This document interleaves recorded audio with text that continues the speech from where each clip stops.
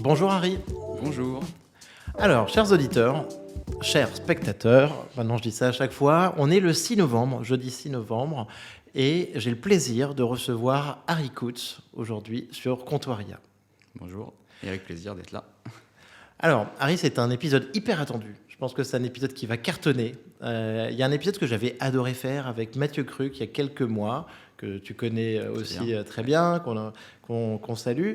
C'est un épisode où on avait parlé vraiment de plein de tuyaux, on s'était éclaté, on avait donné beaucoup d'infos. Alors, il ne faut pas que je parle trop vite, toi non plus, il ne faut pas qu'on fasse un truc de spécialiste, mais je pense qu'on va vraiment s'amuser, on a plein de choses à explorer ensemble. Harry, moi j'adore ce que tu fais, je suis tes créations avec l'IA, tes expérimentations avec l'IA, et ça depuis maintenant un peu plus de 2 ans. Tu m'as fait le plaisir de venir au Meetup Comptoiria présenter des projets extraordinaires. Pour moi, tu es peut-être le meilleur vibe codeur en France, ou en tout cas, c'était celui que je suis le plus. J'essaye aussi, moi, de faire des petits trucs, mais toi, tu as fait des projets super sympas sur lesquels on va revenir. Aujourd'hui, donc, tu es manager IA chez Wavestone. Donc, vous avez construit une super équipe là-dessus. Merci d'être ici. Merci de me recevoir. Effectivement, je pense qu'on a plein de choses à discuter et j'adore venir à tes meet-up, donc c'est avec plaisir. Alors, en vrai, tu vois, j'ai toujours une petite trame, mais je pense que là, ça va être très facile parce qu'on se connaît bien et je pense qu'on a plein de sujets en commun. Donc, démarrons tout de suite. L'IA générative, toi, depuis 3 ans, on arrive à l'anniversaire de ChatGPT. Tu trouves ça fou? Ça t'éclate? Tu trouves que ça va trop vite? C'est quoi ton feeling? Alors, j'ai la chance de travailler depuis plus de 12 ans sur de l'IA de manière générale, sur toute l'IA qu'il y avait. Et donc, par exemple, il y a 4 ans, je présentais GPT-3 à des étudiants en me disant c'est incroyable. C'était déjà incroyable en fait. Il y avait déjà des gens qui avaient fait des chatbots et autres. Mais j'avais l'impression que personne ne comprenait où on en arrivait derrière. Et quand ChatGPT est sorti, il y a eu cette vague où les gens ont compris qu'avec le même produit, mais packagé différemment, on trouvait des choses. GPT-3, donc t'es un peu un ancien alors. Ça veut dire que tu avais quand même un petit coup d'avance, quelques mois d'avance sur La chance que j'ai, c'est que c'est mon métier, donc je suis obligé de trouver ça. Et puis, en juin 2022, du coup, j'étais un des premiers en France à avoir accès à DALL-E 2 quand il est sorti. Donc ça aussi, ça m'a poussé à comprendre. Et c'est vrai que c'était un moment exceptionnel. On pouvait créer des choses qui n'ont jamais existé, des concepts qui n'existaient pas. Les gens m'envoyaient des prompts à tester, donc on est vraiment allé très loin. Et ce qui est intéressant, c'est que ça s'est accéléré. En fait, souvent dans les technologies, on va arriver à quelque chose et puis on va un peu maturer. Bien sûr. Là, on est sur quelque chose qui ne s'arrête pas. Et c'est ça qui est très intéressant parce qu'on a l'impression d'avancer. Moi, je travaille avec des clients et plutôt des grosses entreprises. Et ils se posent toujours la question de est-ce que c'est le bon timing? Est-ce qu'on est trop tôt? Est-ce que finalement on arrivera à faire mieux? Donc c'est une vraie question. Et donc pour moi, oui, c'est assez exceptionnel. C'est rare de vivre une révolution de cette manière-là. Franchement, on est émerveillés, c'est exceptionnel. Par rapport à ce que tu dis, tu vois, sur ton avance, tes petits mois d'avance sur DALL-E ou sur GPT-3, ça résonne un petit peu chez moi. Je me rends compte qu'en fait, en tant qu'utilisateur, power user de ces outils, quelques mois, c'est énorme en fait. Ça te donne un first mover advantage qui est colossal. Je ne parle pas forcément en tant que marque ou en tant que grande entreprise, mais tu vois, en tant que praticien, un petit peu expert comme toi, comme moi j'essaye de l'être, quelques mois, ça fait que tout est plus facile pour toi. Tu le sens ça un peu? Aujourd'hui, il y a une problématique, c'est qu'on voit des choses arriver. On voit des nouveaux outils, on voit des nouvelles versions de modèles, etc. Et en paquet. Et l'adéquation qu'il y a effectivement au niveau des entreprises, où en fait, les outils qu'ils ont ne vont pas être à jour de la même vitesse, de la même manière. Et donc il y a un peu ce FOMO de se dire je vais rater quelque chose. Je prends un exemple, le temps que GPT-5 arrive dans Copilot de Microsoft, officiellement c'est maintenant. On pouvait essayer depuis quelques mois, mais c'est maintenant. Donc il y a cet écart-là. Et donc il y a ce truc de se dire en fait est-ce que ça va trop lentement? Est-ce qu'on n'arrive pas en entreprise quoi faire? Et ça, c'est pas très grave parce que ce qui est important, c'est de trouver les bons cas d'usage. Et si les modèles changent, les modèles changeront, on trouvera ce quoi faire. Bien sûr. Moi, j'aime bien avoir en avance parce que ça me permet un peu de me projeter. Et quand on parle par exemple de Nano Banana, moi, j'avais testé beaucoup le Gemini 2.0 qui est passé complètement à la trappe parce que GPT-1 Image, qui est le modèle de ChatGPT, est sorti une semaine après, probablement en conséquence au lancement rapide par Google. Et en fait, il était déjà assez puissant. On pouvait faire des choses qu'on ne pouvait pas faire sur d'autres modèles, mais il est passé complètement à la trappe. C'est vrai. Et c'est assez drôle parce que c'est une question de marketing aussi, c'est une question de manière de lancer ses produits. Et il y a plein d'outils comme ça qu'on ne voit pas, soit parce qu'ils sont mis à la trappe, soit parce qu'on les utilise pas correctement. Et donc, il faut essayer de sortir ça. Et je le montre toujours aujourd'hui, et il y a toujours des choses que je peux pas faire avec GPT-1 qui marchaient avec Gemini 2.0, par exemple, c'est assez marrant. Ah bah ça, c'est une stratégie quand même, hein. On peut même parler d'une stratégie côté OpenAI, hein, parce qu'il n'y a pas de hasard. Quand tu fais ça 10 fois différemment, à chaque fois que Google fait une sortie, à chaque fois que Anthropic fait une sortie, tu sors quelque chose de ton chapeau sur ta roadmap. Voilà. Ça, c'est très clair. Est-ce qu'il y a trop ? La question, c'est est-ce qu'il y a trop ? Est-ce qu'il y a trop Je sais qu'avec Gilles, souvent, quand on a ces discussions-là, on doit tester 3 modèles dans le week-end parce qu'ils sont sortis. Bon, c'est compliqué. On est tous cernés, et nos auditeurs aussi, nos spectateurs aussi. En tout cas, non, et oui, tu as raison. Donc, cette avance qu'on peut avoir en tant que praticien nous permet de comprendre où ça va, et ça, c'est génial, de partager ça aux entreprises. Et c'est sûr que ces entreprises, si on travaille avec un groupe de 1000 employés, on ne peut pas avoir la même liberté, être sur des modèles expérimentaux, il y a des enjeux de sécurité, de confidentialité qui sont super importants. Et donc ça, on le comprend. Mais c'est vrai qu'il y a toujours une petite course et une petite frustration en entreprise. Tiens, j'ai Copilot, en effet, j'ai pas GPT-5, ou j'ai pas l'intégration de Claude sur la génération de business plan ou de PowerPoint aujourd'hui. C'est déceptif, en tout cas. Ouais. Toi, moi, vivre sans ça, ça serait douloureux, quoi. Tout à fait. Harry, alors, une question très importante pour toi, un petit peu ton set d'outils. Alors, j'imagine que tu en as des centaines, mais tes outils phares, alors, je comprends un petit peu que tu es quand même assez Google dans l'environnement, j'ai l'impression. Mais donc, tes outils phares, ton outil préféré, ceux que tu utilises, c'est quoi ? J'essaye de rationaliser au contraire parce qu'on a vite 200 abonnements et c'est impossible à gérer, donc on n'en sort pas. C'est sûr. Donc aujourd'hui, il y a toujours ChatGPT qui est au milieu. Qu'on le veuille ou non, c'est l'interface qui régit toutes les autres, qui pousse toutes les autres, et donc elle est toujours un peu en avance pour l'instant. Compte plus, pas depuis très longtemps, et à cause de GPT-1 Images, parce que j'avais besoin de plus de crédit, mais j'utilisais beaucoup l'API surtout, donc quand j'avais besoin, j'utilisais l'API. Et ils ont fait quelque chose qui est assez dérangeant, c'est que souvent ça sort pour le grand public avant de sortir en API. Donc, par exemple, l'image, il y avait plusieurs semaines où c'était que pour le grand public, et en tant que développeur, même si j'avais un tier 5, même si je ne pouvais pas l'utiliser. C'est frustrant en fait de ne pas pouvoir l'intégrer dans des projets alors que c'est. Ils sont comme ça, regarde, c'est pareil pour Avant, Sora. c'était l'inverse. C'est pareil pour Sora. Et c'est pareil pour Sora. OpenAI en tant qu'entreprise consumer, c'est vrai que c'est étonnant. Et ça, c'est intéressant. On sert d'abord l'utilisateur final avant le pro, le développeur. Okay. Avec Google, j'ai un compte pro, donc il est resté comme ça, et donc il y a Gemini. Mais ce n'était pas forcément mon premier outil en termes de modèle de langage. Par contre, c'est vrai que sur l'image, c'est hyper intéressant. Et ils ont quelque chose que les gens ne voient souvent pas, c'est le développeur portail. Ouais. Si on va sur ai.dev, qui est en fait un portail grand public, finalement. Tellement grand public qu'ils ont eu un sénateur qui s'est plaint de l'utilisation parce qu'il l'a utilisé.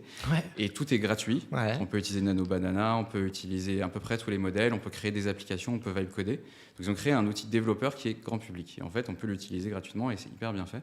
Donc ça, dans les tips qu'on peut donner. Est-ce que c'est vraiment bien fait ? Parce que moi, je t'avoue, Harry, moi sur l'interface utilisateur, la user experience Google, c'était très mauvais. Je m'y retrouve, j'ai du mal. C'était très mauvais, mais ils ont pris un chef de produit qui a du coup écouté les gens sur Twitter, sur LinkedIn, pour changer tout ça.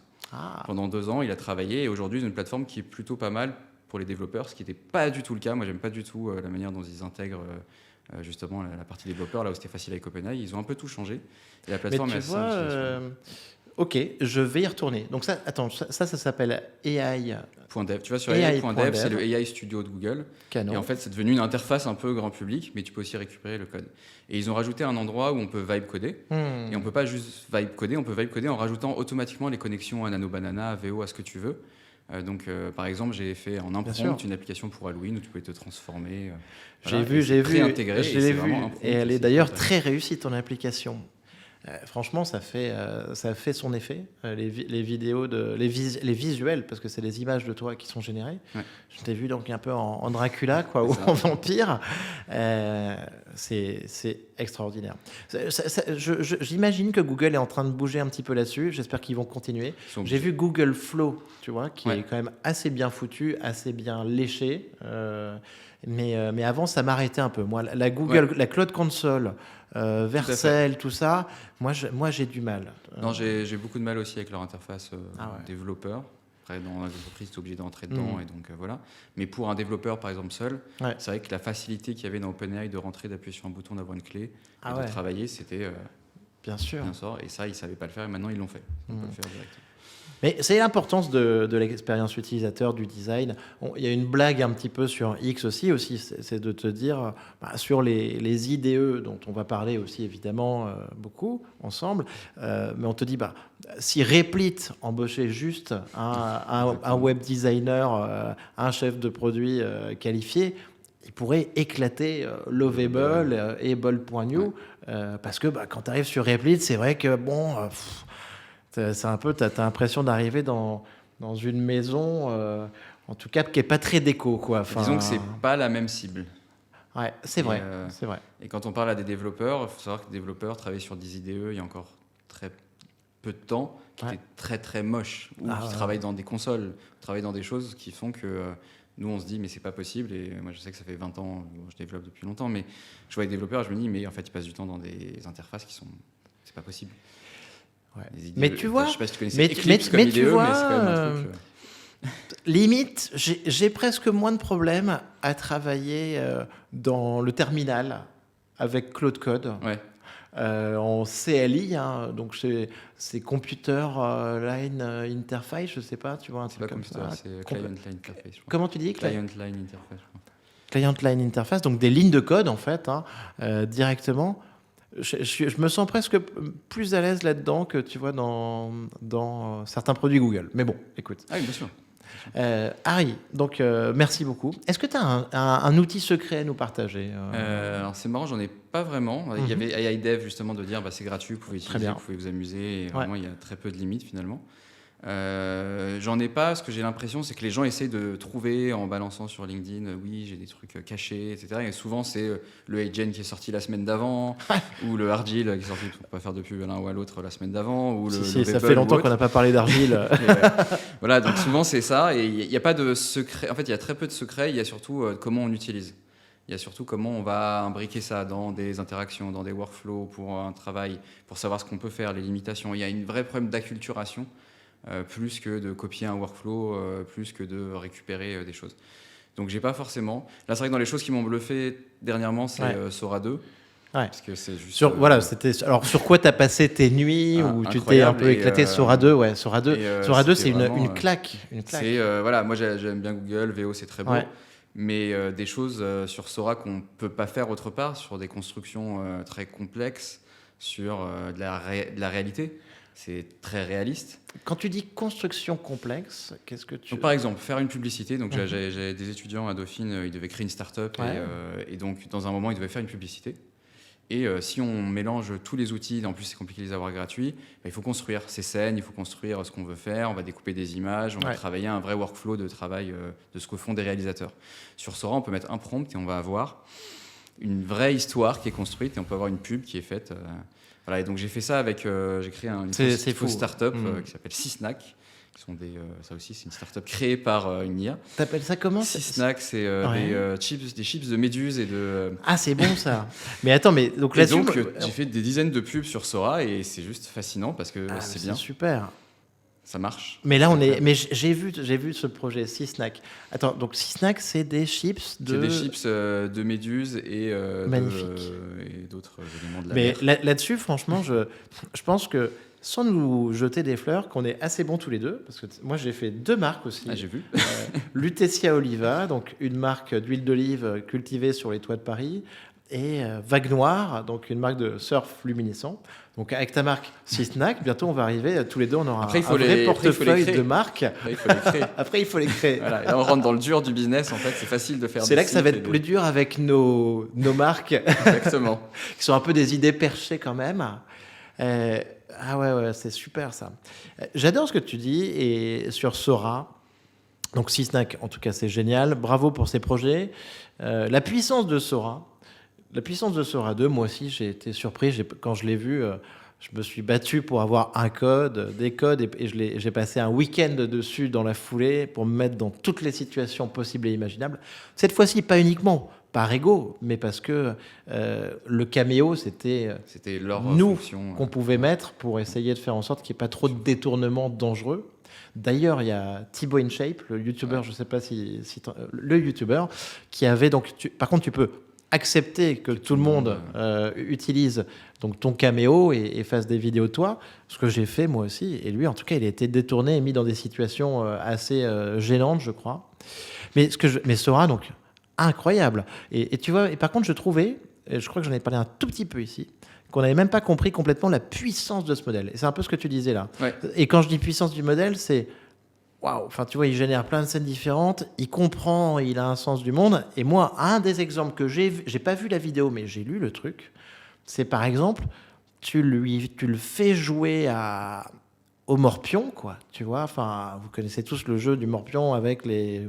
Peut-être que c'est un autre nom, mais avec les ronds et les croix.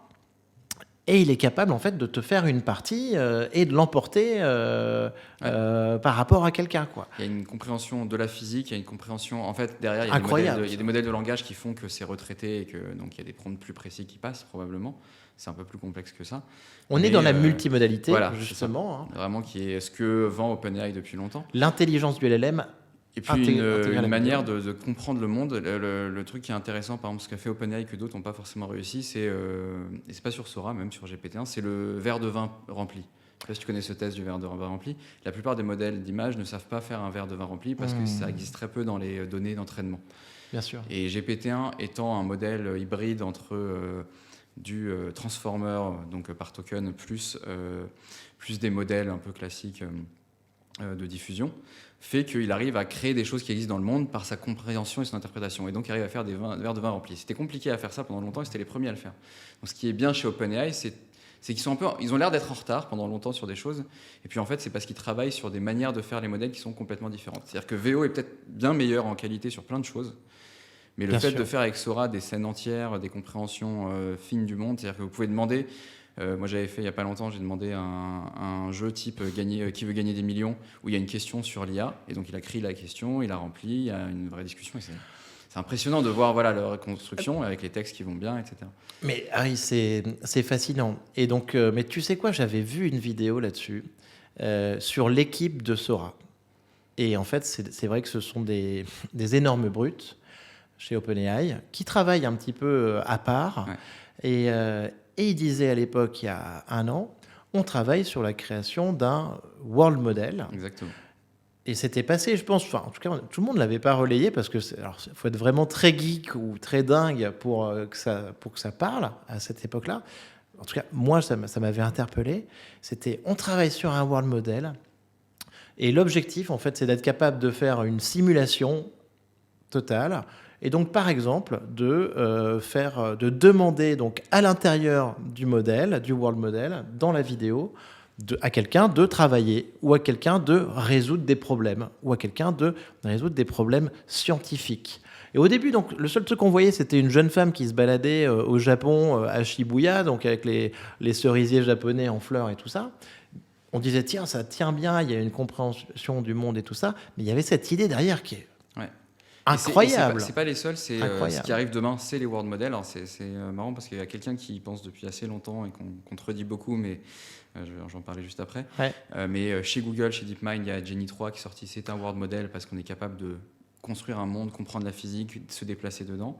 Il est sorti ? Non, il est en recherche. En tout cas, des gens qui ont pu le tester, qui ont montré ce qu'on pouvait faire et probablement qu'il ne va pas sortir. Mais je crois que c'est imminent. Ouais, très bien. Il y a Runway qui aussi dit qu'il fait du world model. Il y a Luma qui ont commencé en fait par cartographier le monde avec Luma Labs au départ. Évidemment, il y a Faye avec Luma Labs. Et en fait, celui qui a pensé ça depuis le début, c'est Yann Lequin.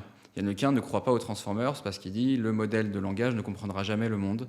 Il avait des exemples qui n'ont pas marché parce que juste après, les modèles fonctionnaient dessus. Mais lui, il est tout de suite parti sur l'idée d'une compréhension du monde physique et du world model. Ouais. Il dit ça depuis 3 ans. Et on lui dit, mais non, regarde, plus on met de data, plus ça marche. Et en réalité, on voit que tout le monde va vers cette direction-là quand même. Donc il sait quand même ce qu'il fait, ce qu'il raconte.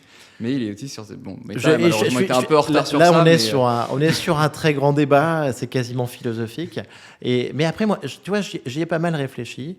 Et moi, je suis un grand fan du LLM. Et je pense que le LLM, pour moi, c'est un petit peu, tu vois, comme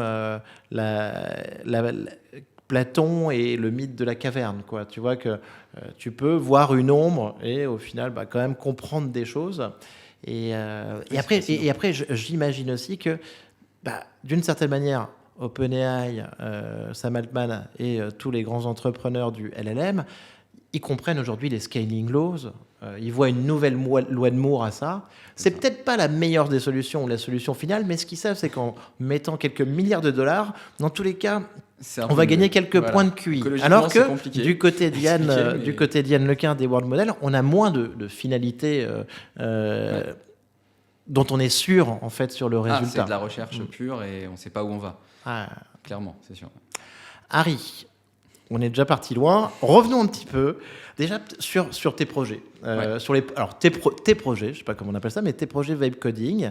Tu étais pour moi un Vibe Codeur avant l'heure, avant que Karpathy mette un mot sur Vibe Coding. Vibe Coding, ça te parle, toi, rien que le mot? Le mot me parle. Je pense qu'il est maintenant désuet vu comment c'est utilisé en entreprise. Je pense que le mot Vibe est hyper intéressant pour ce qu'on fait nous. Mais c'est un changement qu'on ne comprend pas encore dans ce qui se passe en entreprise. Alors moi, j'ai eu la chance de travailler depuis longtemps sur plein de sujets d'IA ou autres. Ce que je trouve important, c'est que pour conseiller, que ce soit business ou autre, des entreprises, il faut comprendre la technologie, il faut le faire. Donc j'ai toujours trouvé qu'il fallait que je fasse des choses. Et moi, les entreprises que je conseille, c'est pas 1000 personnes, c'est plutôt 50 ou 100 000 ou 150 000. Donc c'est-à-dire que quand on implémente quelque chose sur 20 000 personnes, c'est différent que si on le fait pour 10. Bien sûr. Donc j'avais besoin de comprendre ces technologies. Donc depuis le départ, je commence à regarder.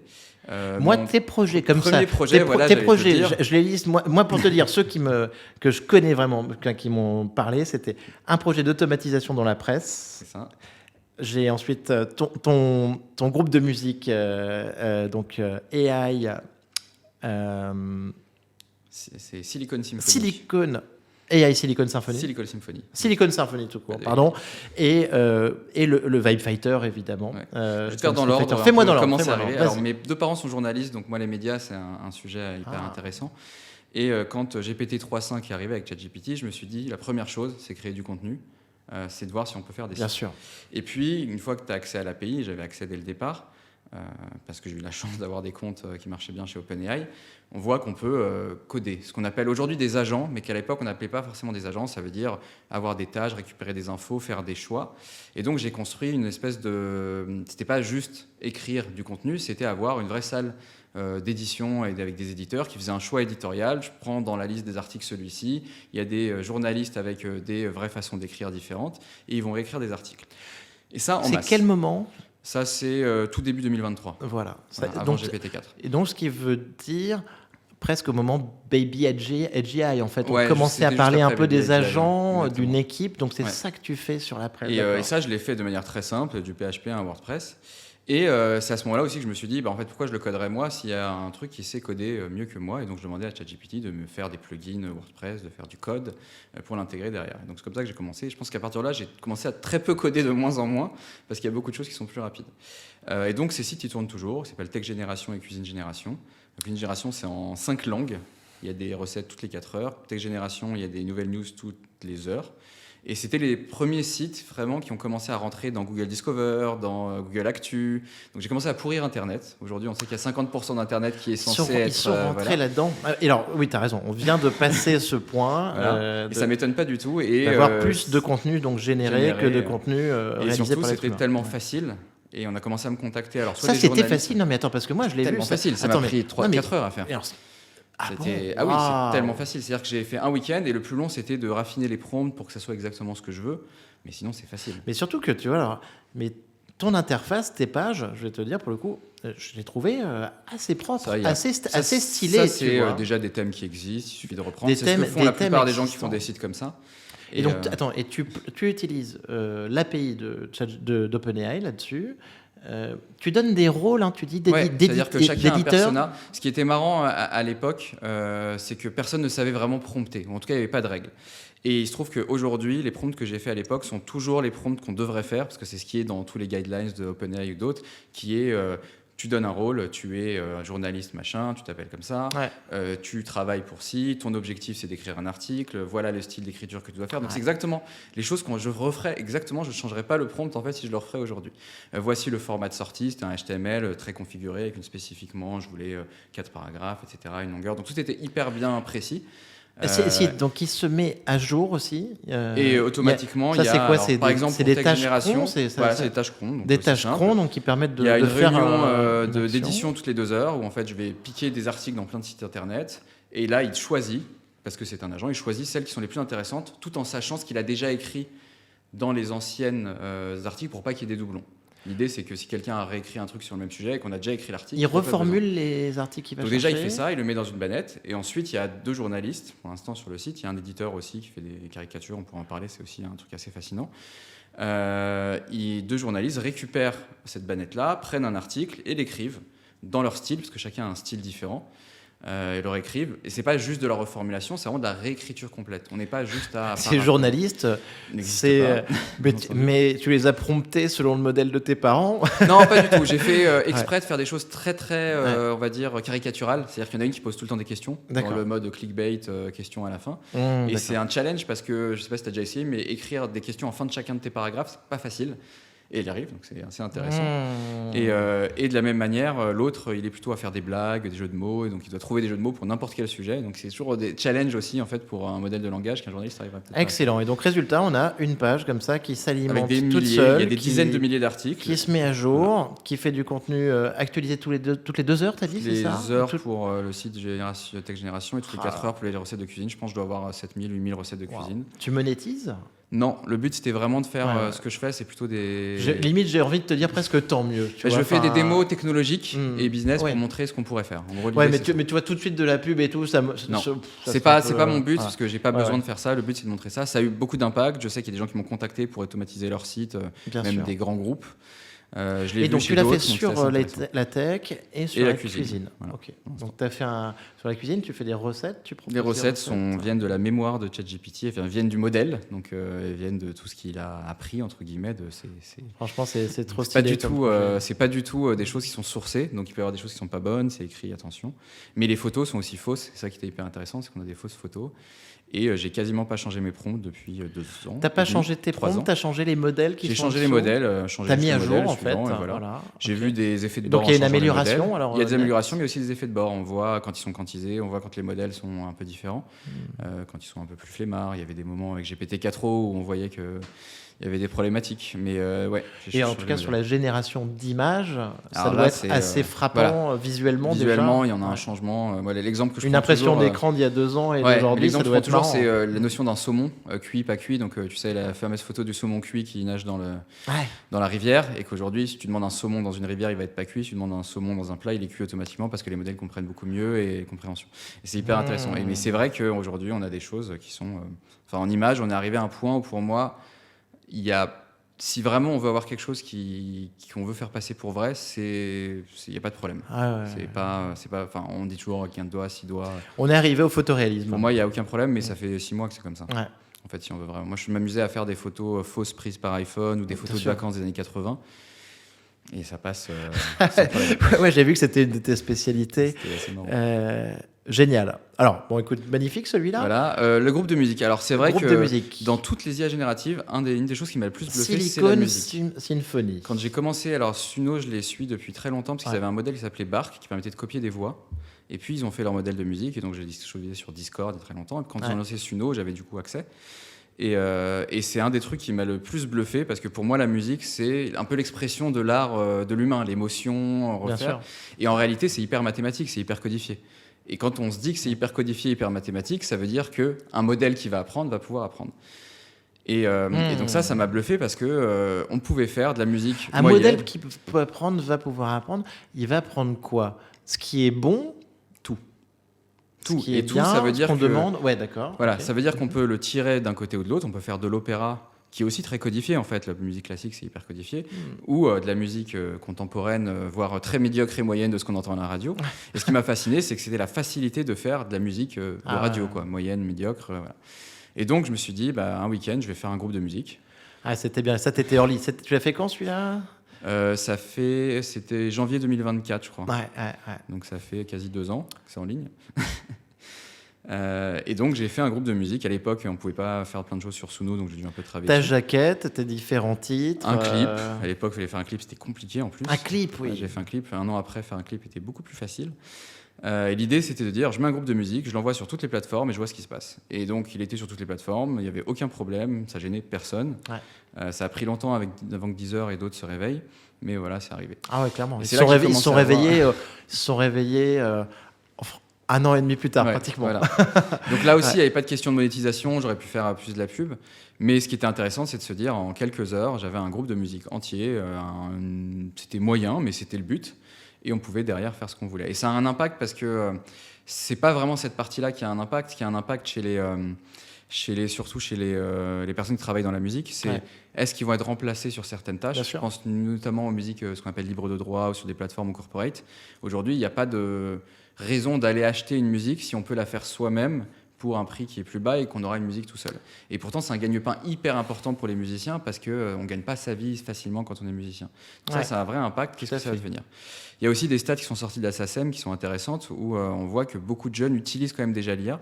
Et j'ai eu la chance de participer, j'ai fait une journée au Conservatoire national de musique où je les ai un peu éduqués sur l'IA, on va dire, et puis ils ont fait une journée entière sur l'IA qui était hyper intéressante, où ils ont ramené des gens de Sony, d'autres personnes, qui ont montré comment on utilise l'IA dans la musique, notamment pour les élèves qui avaient peur de se dire qu'est-ce qui va se passer avec moi. Et donc on voyait l'échange humain-musique, voilà, on peut aller beaucoup plus loin et travailler, et ça va être un outil qui va être utilisé, je pense, très bien.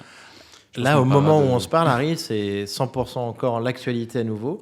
On en avait déjà parlé un petit peu il y a 4 mois à peu près avec c'était Velvet Underground, qui ressemblait pas mal à ton groupe quand même.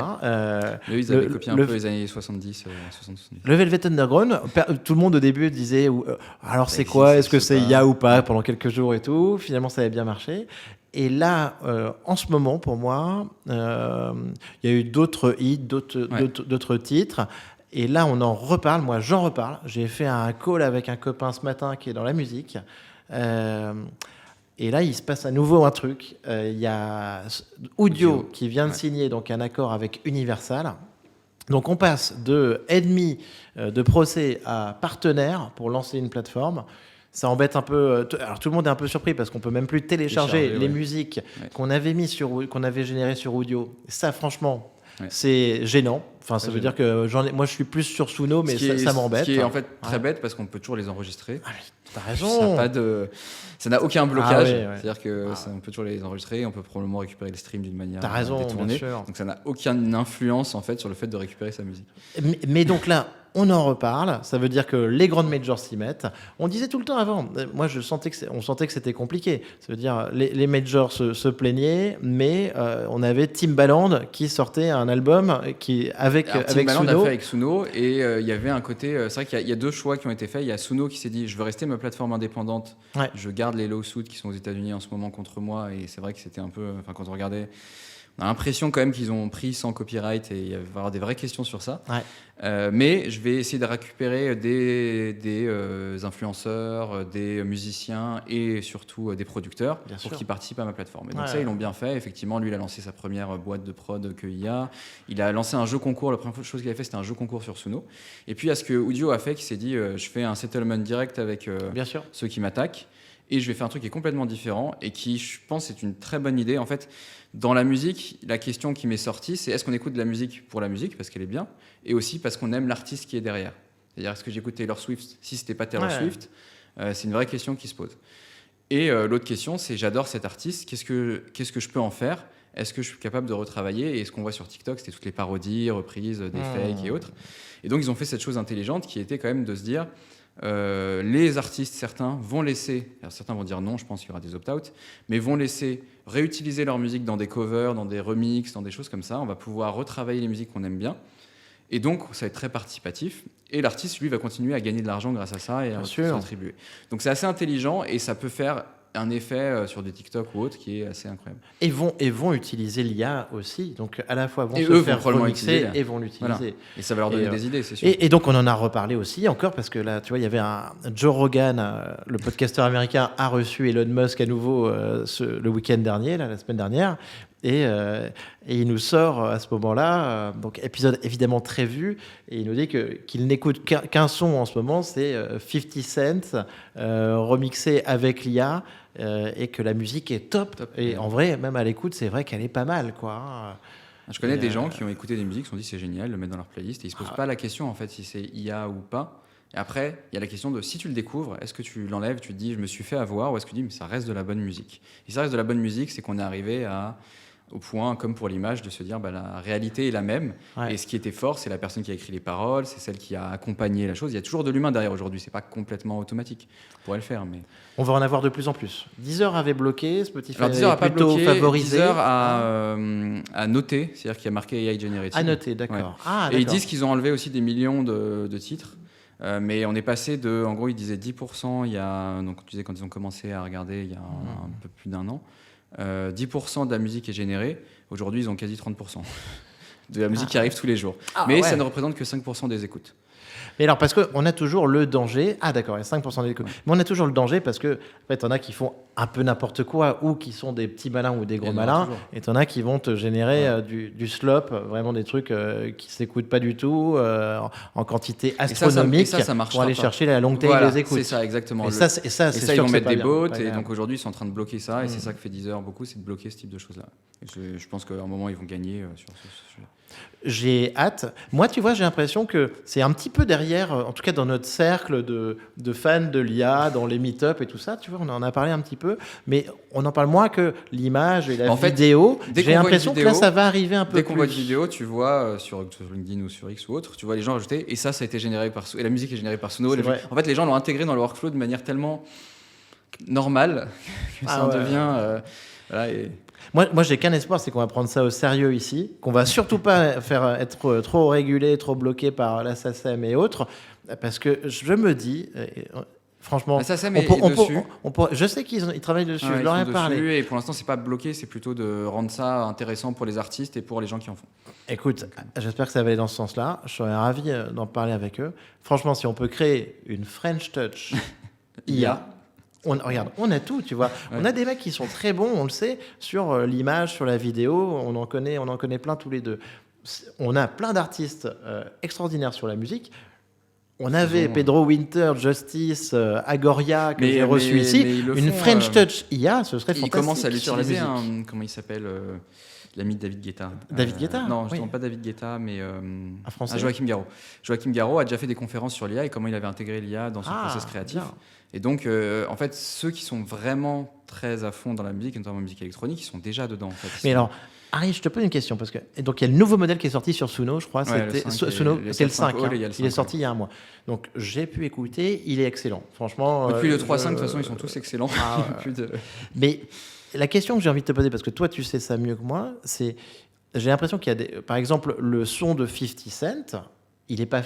Comment est-ce qu'il est fait ? Il n'est pas fait sur la plateforme Suno directement, non ? C'est plutôt l'utilisation d'un modèle ou d'un modèle Suno ou open source via une API ? Alors non, ça dépend. Je ne sais pas si je vois exactement ce que c'est, donc il faudrait que je réécoute. Mais aujourd'hui, on peut remixer sur Suno aussi des sons qui existent. Il y a des techniques pour passer outre. On peut remettre des paroles. Il y en a plein qui font ça. Dans le studio Suno, donc tu peux prendre une voix existante. Tu peux prendre une voix et remettre par-dessus des sons. Tu peux découper des steams parce que tu aimes bien un des sons et le retravailler. Donc effectivement, il commence à devenir une vraie plateforme. Et sans blocage, si je prends la voix de 50 Cent, normalement, tu es bloqué. Ouais. Tu es bloqué. Moi, j'avais des techniques où tu changeais un tout petit peu le haut, le bas, ça marchait. Tu ralentissais un tout petit peu. J'avais fait beaucoup de remix de la chanson des JO qui était bloquée à la base, mais en fait, je changeais juste la temporalité un tout petit peu, ça marchait.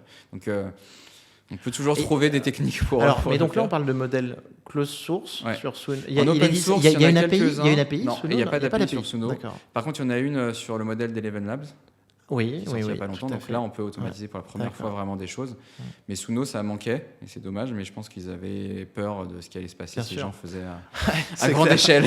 Ils allaient se prendre 10 fois plus de procès. Alors que je crois qu'on dit qu'ils étaient valorisés 1 milliard, peut-être un peu plus aujourd'hui, et je crois qu'ils ont au moins l'équivalent en procès. De gens qui ont quand même un abonnement, c'est impressionnant. C'est vrai que c'est pas très cher. J'en ai un, en tout cas. Pareil, je garde. Magnifique.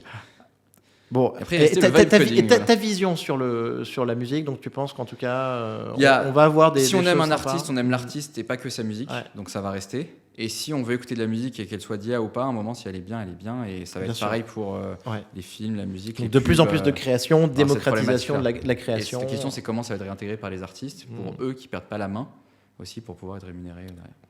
Magnifique. Harry, On enchaîne.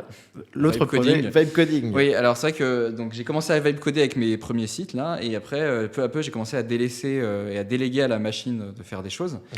Et puis derrière, je me suis dit, je vais essayer d'aller un peu plus loin. Donc il y a les IDE qui sont sortis type Cursor. Donc les IDE, c'est les interfaces de développement pour les développeurs.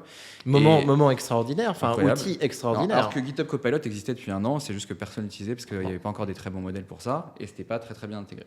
Et toi, tu sais coder. J'ai appris à coder quand j'avais 10 ans. Je lisais des livres de C, de C++, mais je n'étais pas développeur dans le sens où c'était pas mon métier. Ouais, mais tu sais coder. Ce que moi, je ne sais pas faire. Tu vois, donc toi, quand même, tu sais coder. C'est important pour nos auditeurs. Et ça change beaucoup de choses, sachent. effectivement, parce que quand il y a un bug, quand on ne sait pas avancer, parfois on est coincé. Et quand on ne sait pas quel est le bug, j'ai eu des choses assez marrantes, c'est vrai que ça bloque beaucoup. Parce que tu vois, pour moi, ces IDE, Cursor, Lovable, ont été...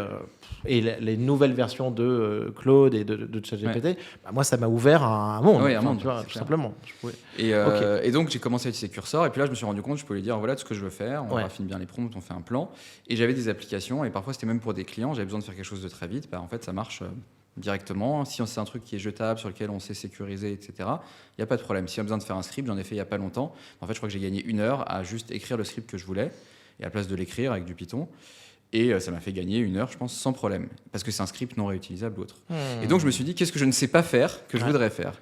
Et il sortait à ce moment-là Gemini 2.0, dont j'en parlais, et les modèles d'images. Et donc, je me suis dit, j'ai envie de faire un Street Fighter. Un jeu vidéo, déjà. Un jeu vidéo. Déjà, un jeu vidéo. Faire un jeu vidéo. Imaginez se faire un jeu vidéo, déjà, bien c'est sûr, incroyable. Bien sûr.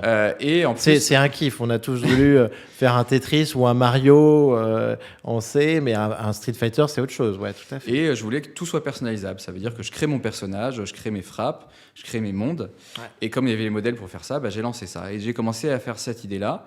Et dès le premier prompt, quand on le fait bien, ça veut dire qu'on a bien écrit ce qu'on veut, on y réfléchit, on a quelque chose de quasi utilisable des premières interfaces.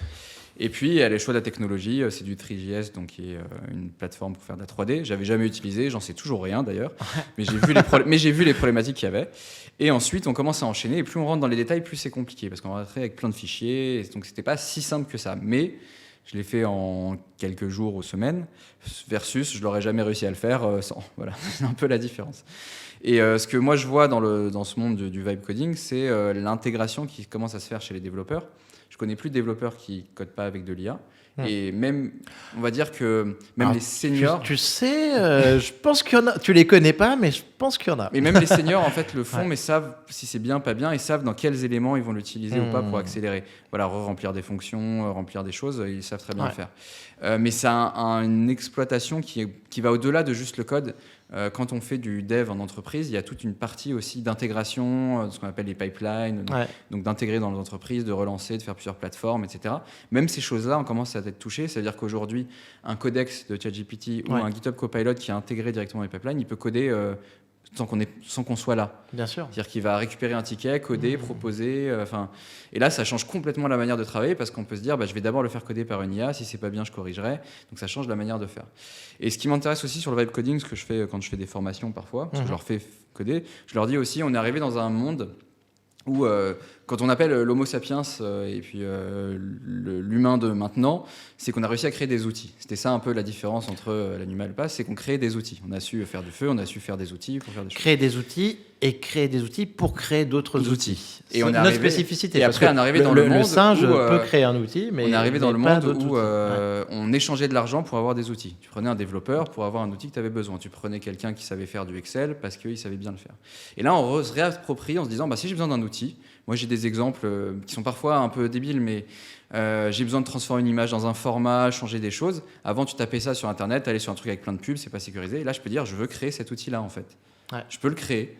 Bien sûr. Je peux recréer. N'importe qui peut recréer des outils qu'il pourra utiliser tous les jours. Et ça, c'est hyper intéressant parce qu'on se réapproprie la création d'outils numériques, ce qui n'était pas du tout le cas avant. Je vois très bien. Tu vois, moi, ça peut être... j'ai envie d'extraire une vidéo que je trouve sympa sur Twitter. J'ai envie de mettre un logo qui est en SVG ou en PNG transparent sur fond blanc, ce qui m'arrive, tu vois, régulièrement. Ça, non seulement je peux le faire avec... ça, ce genre de projet-là, on peut le faire avec l'IA. C'est fou. Et je m'en sens capable. Ouais. Tu vois. Ouais. Et ça change beaucoup les choses que tu réfléchis. Là, tu te réappropries, en effet, quelque chose. Donc, Ce projet Street Fighter, Vibe Fighter, il était extraordinaire. Le fait de pouvoir générer un personnage. Ouais, alors j'ai eu une problématique réglementaire, c'est bon le problème que j'ai eu quand on était pendant la conférence et que ça marchait pas bien, c'est que Gemini 2.0 ne marchait plus en Europe, probablement pour des questions réglementaires. Et donc je devais passer pour un VPN, ce qui faisait que ça marchait pas dans le Wi-Fi qu'on avait eu, je sais pas si tu te souviens. Mais ça est tombé quelques jours avant, avant la problématique qu'on a eue. Et donc tu me disais peut-être que tu vas mettre un nouveau modèle de il suffit de changer d'image ou de banana et on peut le faire. Voilà. Ah, c'est super. Voilà, moi j'avais aussi Vibecodé, par exemple, une plateforme d'utilisation d'images sur Replicate. J'ai ma propre plateforme pour faire de l'édition d'images, de faire de l'inpainting, de l'outpainting, tout ça. J'ai créé une plateforme qui enregistre en plus, qui met dans des bases de données. Tout ça, j'ai créé une plateforme comme ça. J'ai créé une plateforme pour utiliser Nano Banana pour pouvoir faire des trucs un peu rapides. Donc en fait, on peut créer ces choses-là en se disant j'ai envie de faire un truc hyper rapidement. Nano Banana et Seedream, c'est incroyable. Ouais, et Coenedit et aussi. Coenedit.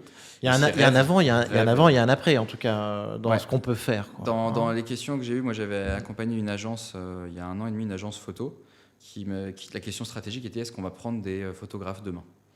En fait, la peur, c'était de se dire on n'a plus besoin de photographes parce que tout le monde pourra générer, je mets un packaging et après je fais les pubs. La réponse à l'époque était non, parce que c'était compliqué de faire quelque chose de 100 modèles. Aujourd'hui, c'est vrai que c'est très différent. On est capable de faire des choses qui fonctionnent très bien. Et pour énormément de projets, je pense qu'au moins sur les maquettes ou sur des premières versions, et puis pour des entreprises un peu plus petites, la question ne se posera pas. Bien sûr. Il y aura peut-être besoin d'écrire fait avec de l'IA ou autre, mais la question ne se posera pas. Et surtout, on va pouvoir créer, ce qui est bien avec Nano Banana ou Seedream ou d'autres, c'est de créer des angles, des différences qui font qu'on va pouvoir l'intégrer dans la vidéo. Parce que c'était ça aussi le problématique, d'avoir de la consistance de personnages, différentes scènes, etc. J'ai vu une vidéo là, tu vois, de quelqu'un qui a posté ça sur Reddit, une vidéo de 7 minutes, un anime japonais, 7 minutes, réalisé tous les visuels avec Nano Banana et animé avec Sora. Et franchement, ça se regarde. Ouais. Après, il y a plein de défauts pour les gens qui travaillent vraiment dans les métiers. Ils voient plein de défauts, des trucs qui ne sont pas cohérents, des choses qui ne peuvent pas marcher dans les dessins. Donc, on n'y est pas encore à avoir des choses parfaites. Mais pour énormément de projets, je pense que c'est...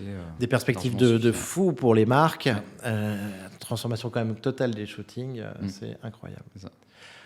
Harry, petite question sur N8N. Je veux qu'on en parle. Moi, j'ai toujours un peu de mal avec N8N. J'ai trouvé quelques automations qui me parlent. Par exemple, je peux montrer, tu vois, à certaines équipes de temps en temps un tri de CV. Tu vois, l'adéquation entre un CV et une offre avec une espèce d'expert que je vais prompter. Ça peut faire gagner du temps, tu vois, sur un formulaire. Donc, ce cas-là, je le trouve assez sympa. Ça parle à des RH avec qui je discute. Mais en dehors de ça, à chaque fois, franchement, moi, je peux utiliser un template, ça casse, ou j'ai pas les bons credentials, je suis en difficulté. Alors que partout autour de moi, je vois plein de personnes qui me disent « Je suis un pro de N8N, je suis le roi de l'automatisation. J'ai fait un système tellement dingue que c'est l'univers qui tiendrait dedans. Il y a 12 000 branchements de workflow. C'est complètement fou. » C'est quoi ta vision là-dessus ? Alors, déjà, ça, c'est la différence entre le monde fabuleux de LinkedIn, des gens qui vendent des templates, et le vrai monde des entreprises et des grosses entreprises, où installer N8N, c'est quasiment impossible. De toute façon, c'est pas ça qui va être utilisé. Il y a des workflows chez Microsoft, chez Google, il y a d'autres outils. Ces outils de workflow, moi, j'en ai utilisé beaucoup, notamment il y a plus de 8 ans, on avait créé une plateforme pour générer des chatbots dans lequel on avait fait des workflows, des arbres de décision, etc., avec une plateforme open source. Donc ils sont hyper intéressants quand on doit, par exemple, codifier un workflow d'entreprise ou avoir des choses. J'ai un exemple, moi j'ai une newsletter tous les jours qui arrive dans ma poche, qui va avoir différents sites d'IA, qui la remet dans une forme et qui me le remet, qui va scraper des pages, etc. J'ai décidé de le refaire avec une Newton, je l'ai installé chez moi pour voir.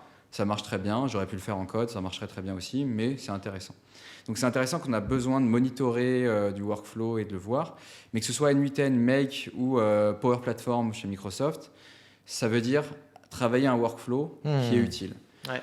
Et c'est vrai que dans beaucoup de cas, c'est pas ce qui se passe. C'est-à-dire, on va faire, je vois souvent, j'ai créé un truc avec je sais pas combien de boîtes pour faire du JC, un peu n'importe quoi. Donc, c'est pas que j'y crois pas, c'est que je pense qu'il y a vraiment, le workflow, ça marche pour plein de trucs hyper intéressants et on le fait en entreprise énormément sur plein de sujets. C'est juste que s'il n'y a pas un intérêt, c'est pas utile. Et N8N en tant que tel, Aujourd'hui, sa pénétration dans des grandes entreprises, c'est pas du tout un sujet. C'est sûr. C'est ramener un truc qui est open source qu'on connaît pas, alors qu'on a une plateforme chez un éditeur. Tu files ça à une entreprise. Alors, si c'est pas des équipes techniques, rien que le paramétrage, la récupération des clés, c'est pas la problématique. Ça, c'est pas une problématique. Et ensuite, après, la confidentialité. Et voilà, la problématique, elle est plutôt là. Elle est de se dire, j'ai déjà un contrat avec un Microsoft, c'est souverain, je sais où vont mes données, j'ai déjà un contrat, j'ai déjà des licences. Donc, je vais utiliser ça. C'est ce qui se passe un peu sur l'IAGEN. Pendant longtemps, on a eu, sur la première année, disons, des gens qui voulaient faire un ChatGPT privé. Et on lançait des plateformes de ChatGPT privé. Il y a plein d'acteurs qui ont fait ça. Ça coûtait assez cher. Pour que les gens n'utilisent pas ChatGPT, en réalité, ils continuent à utiliser à côté de ChatGPT. On était toujours en retard sur les modèles, sur les nouveaux services, etc. Et aujourd'hui, on revient aussi de se dire, mon éditeur, que ce soit Google, que ce soit Microsoft, que ce soit d'autres, ils ont aussi des plateformes. Donc, je vais essayer de mélanger les plateformes qu'ils ont déjà, sur lesquelles j'ai déjà des licences, sur lesquelles je vais pouvoir l'activer sur 20 000, 30 000, 50 000 personnes. Qui sont déjà afférés à mes données, qui ont déjà accès, et sur lesquels je sais ce qui se passe. Et donc on en revient un peu, et ce qui va arriver, ce qui arrive souvent quand même, c'est que c'est les éditeurs qui gagnent quand ils l'intègrent bien, ou qui perdent si ça ne marche pas. Donc on va voir où ça avance. Mais tu es OK avec moi sur la surcommunication Oui, mais de toute façon, LinkedIn n'est pas la vraie vie. Sur cet outil. C'est clair. Sur LinkedIn n'est pas la vraie vie. Moi, j'en ai un peu marre des likez et écrivez le mot Nuiten pour vous donner le flow. Au contraire, moi, je pousse les gens à tester. C'est-à-dire, si vous avez une idée de workflow, faites-le. Vous verrez les difficultés, vous verrez là où ça ne marche pas et vous apprendrez des choses. Moi, je suis pour que les gens testent, pour que les gens s'amusent dessus. Harry, merci beaucoup. Petite question question très importante. On est obligé de parler un petit peu aussi des annonces de Sam Altman pour aller peut-être un petit peu plus loin aussi dans notre conversation. Sam Altman, en ce moment, il nous dit, grosso modo, 2023, c'était ChatGPT, le chatbot. 2024, le raisonnement. Ensuite, on a GPT-5 qui nous montre... Je trouve qu'il est un peu réducteur en disant ça, mais que l'IA est capable de faire un petit peu de la science. Et il nous dit GPT-6 sera un saut quantique comme l'était GPT-4 par rapport à GPT-3 sur la recherche scientifique. En parallèle, on parle toujours beaucoup de bulles d'IA. OpenAI annonce 12-13 milliards de dollars de chiffre d'affaires sur 2025, ce qui est incroyable. Après 2 ans et demi d'exploitation du produit, 3 ans. Mais pour 1,4 trillion de dépenses engagées en data center avec des partenaires divers,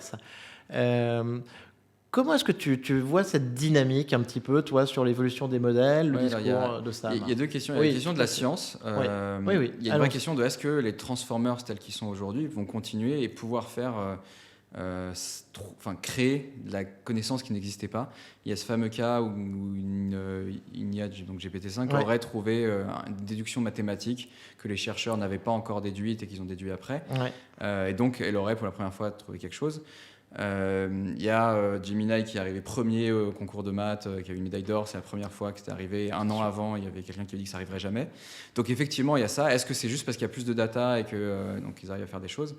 Sur la science, il y a des modèles personnalisés. Mémorisation, généralisation, découverte. C'est les questions. Par contre, les vrais modèles de science, que ce soit sur la recherche sur le cancer, DeepMind, ils ont plein de modèles sur la détection de molécules. Ils ont trouvé des millions de molécules, dont 700 000 ont été ensuite synthétisées. Donc il y a ces modèles-là qui ne sont pas forcément des modèles de langage et qui continuent à exploiter. Et en fait, il y a tout un pan de l'IA qu'on a l'impression qu'on a oublié, mais qui est pas plus puissant, mais sur certains sujets beaucoup plus puissant. Parce que c'est pas forcément de l'IA générative en tant que telle, c'est des mélanges de modèles et qui va être très forte sur de la spécialisation. Donc ça, c'est sûr que ça va continuer. Maintenant, est-ce qu'on va arriver à avoir un modèle qui est l'AGI, qui est le modèle qui fait tout ? Ça, je ne sais pas te dire. Je pense que Transformers, c'est un peu compliqué pour se dire qui fera tout. Je pense qu'ils travaillent dessus, qu'ils vont faire des mélanges de types de modèles. Bien sûr. Donc on arrivera à des choses. Et la seconde sur la bulle... Mais c'est... Ouais. Mais c'est lié, parce que si tu fais une avancée scientifique majeure, tu vois ce que je veux dire, ou si tu commences à faire des avancées scientifiques incroyables avec tes modèles et que, en gros, tu sors en 10 ans autant d'innovation, de progrès scientifique que ce que tu pourrais faire en 100 ans, la question de la valeur, une question aussi de la question du valeur, elle est folle. À qui ça appartient ? Tout à fait. C'est celui qui a lancé le prompt, la recherche, celui qui a fait le modèle. Celui qui a écrit le papier, le papier dont on s'inspire. Voilà, à qui appartient cette recherche scientifique ? Il y a une question de valorisation globale qui va se poser. Et la question de la bulle, elle est un peu plus, alors pas compliquée, Mais il y a plusieurs choses. Il y a effectivement toute une hype, on va dire, de ça va tout changer. En entreprise, on voit quand même des impacts. Hein. On a ce chiffre du MIT de 95%. Voilà, nous, on a fait chez Wavestone une étude sur 500 execs chaque année. On fait une étude spécifique pour comprendre comment ils utilisent l'IA. Et aujourd'hui, c'est toujours dans la stratégie de 90% des boîtes. Et c'est toujours vu comme une valorisation dans plus de 30 à 50% des cas, avec une vraie valeur ajoutée. La question aujourd'hui, elle est sur le ROI. Qu'est-ce que ça m'apporte ? Quel temps gagné pour mes employés ? Comment ça me fait du business en plus ? Et en fait, il y a plutôt une rationalisation qui se passe en entreprise qui est, on a fait beaucoup de POC. On a testé la technologie, on a compris les limites, on a compris les problèmes de cybersécurité. Maintenant, on veut faire des vraies plateformes, une gouvernance globale, on doit lancer les choses sur 20 000 employés, 50 000 employés, 100 000 employés. Et il faut que ça rapporte, et il faut que le coût qui est afférent, il est inférieur à ce que ça rapporte.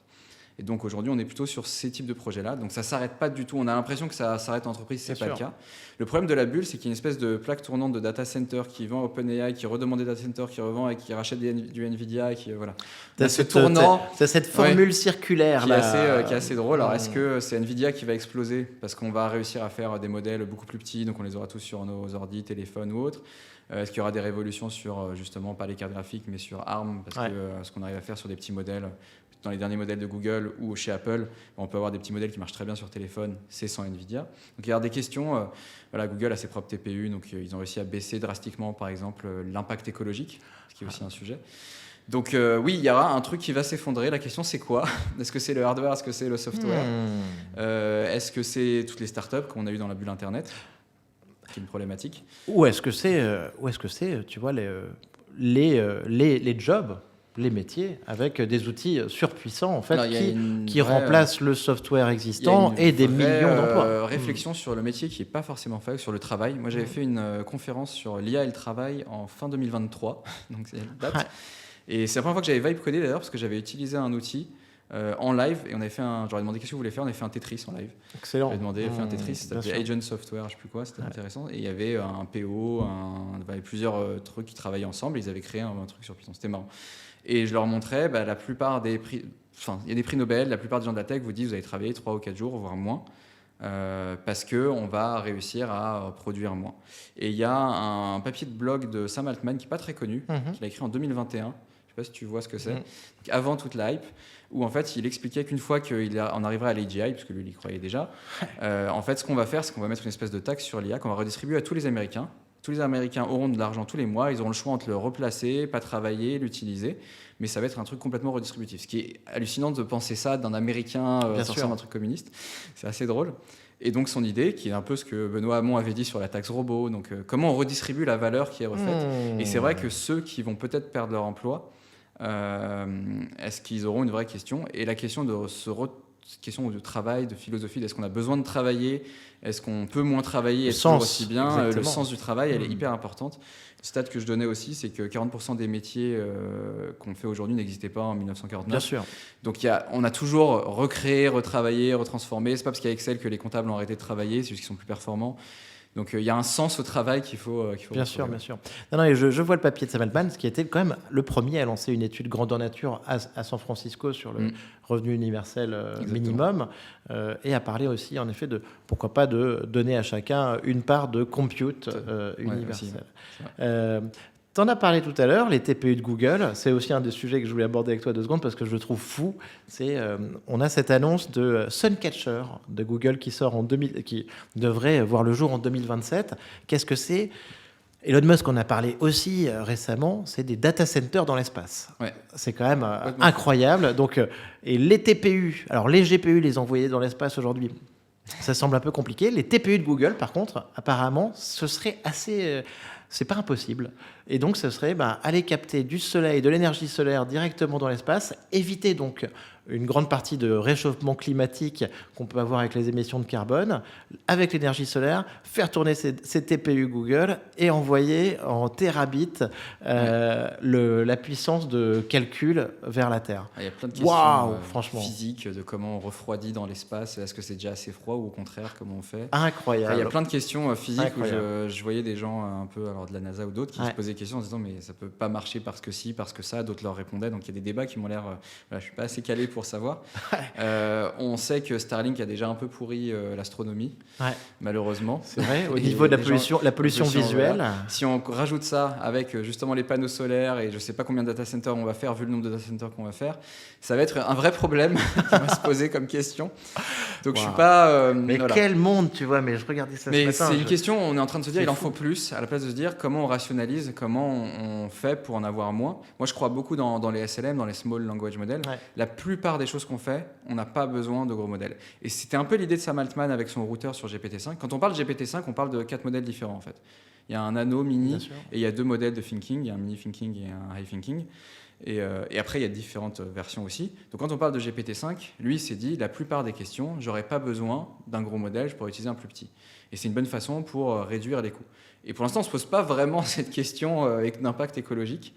Parce qu'on veut d'abord que ça fonctionne, on a envie d'aller un peu plus loin, on veut montrer que ça marche. Mais on va devoir poser cette question-là aussi. Et donc aller dans l'espace, ça devient un peu aberrant de se dire qu'en fait, on pourrait le travailler d'une autre manière.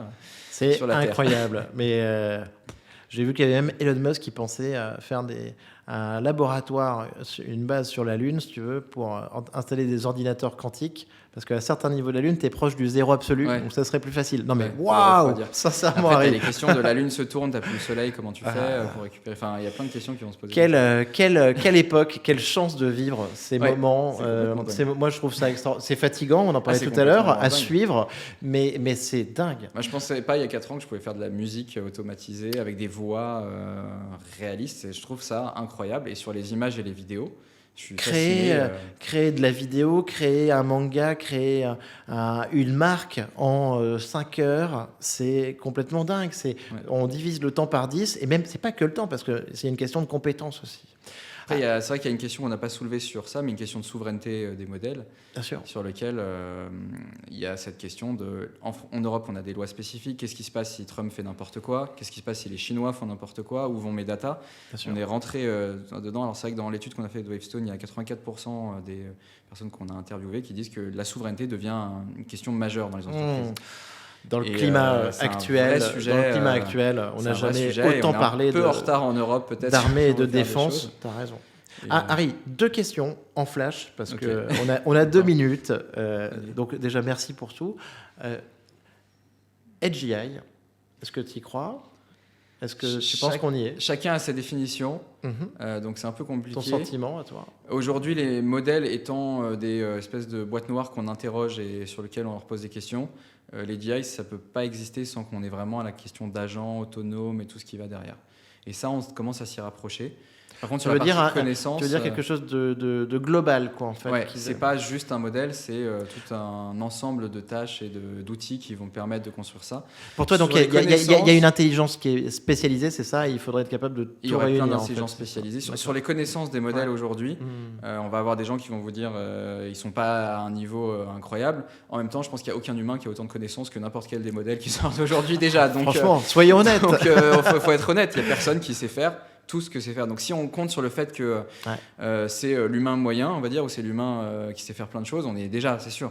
Mais c'est pas ça le sujet, c'est le sujet à quoi ça sert et comment on va l'intégrer. Et c'est vrai qu'aujourd'hui, on peut demander un sujet, il n'y a aucun humain qui sait faire tout ça. Merci. Dernière question, Harry. Un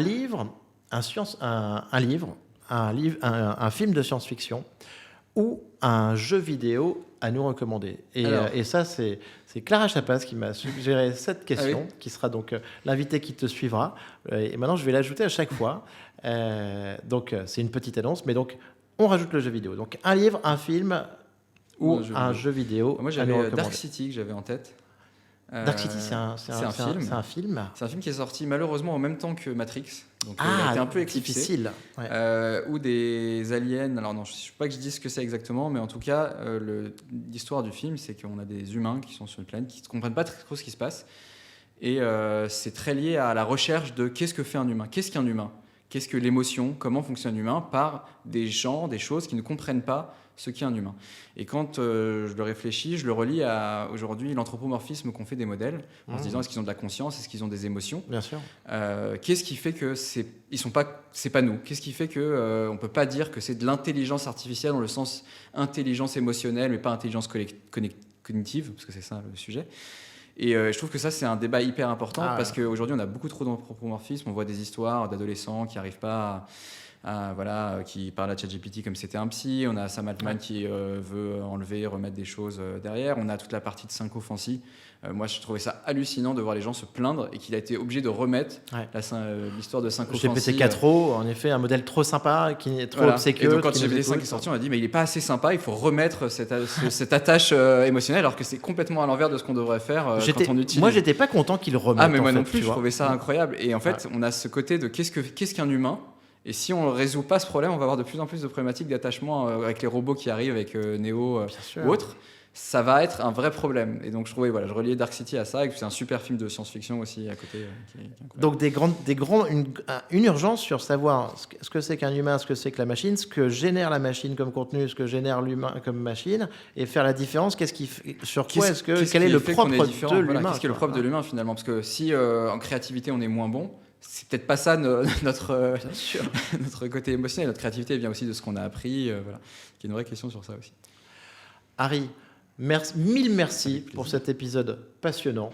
On a parlé vite, mais écoute, c'était un plaisir en tout cas de pouvoir faire ça avec toi. C'était passionnant. On peut te trouver sur LinkedIn. Harry Coutts, K-O-U-T-S, Harry Coutts. Alors, suivez Harry parce qu'il va nous ressortir un de ces quatre, un nouveau projet Vibe Coding extraordinaire. À chaque fois, vous avez compris, il a 3 mois ou 6 mois d'avance. Donc, en tout cas, moi, je recommande à tout le monde de te suivre. Merci d'être venu nous partager un petit peu ici ton expérience, ta vision, Harry. C'était génial. Avec grand plaisir. Merci, Harry. Bravo, vous avez écouté cet épisode de Comptoiria jusqu'au bout.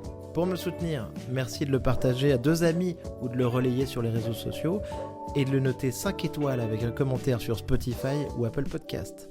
Pour finir, si vous voulez échanger sur l'IA générative et ses applications, contactez-moi directement sur LinkedIn ou venez simplement au meet-up mensuel Comptoiria.